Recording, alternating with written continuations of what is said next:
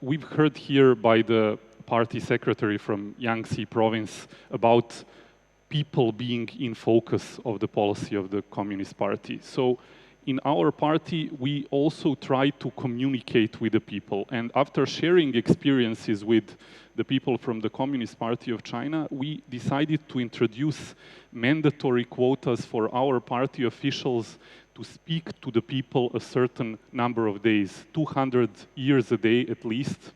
Every senior official has a duty to receive and speak to ordinary citizens in order to make the party closer to the people. Because, in fact, all political parties should be in the service of the citizens. And of course, fight against corruption, organized crime, as set also forth here in China by the General Secretary of the Communist Party. It is similar in Serbia. It is one of our priorities, one of the priorities of Mr. Alexander Vučić, and in fact, it has brought us greater investments. As a result of better governance, we have managed to attract 56% of direct foreign investments in the Balkan region last year, because people want to come where you have a stable and peaceful environment and where everything is secure.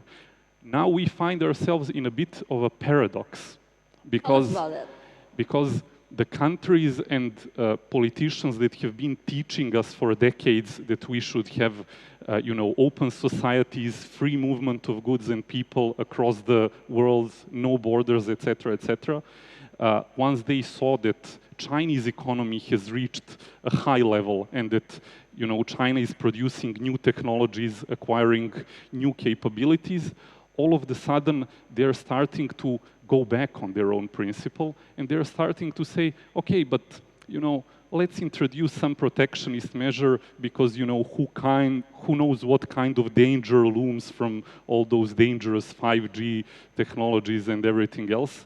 And in fact, you can see that they're afraid of being beaten by their own game, and they're abandoning the principles that they have been allegedly advocating for decades. In this sense, we should abandon this hypocrisy. All standards should be valid for all countries across the world.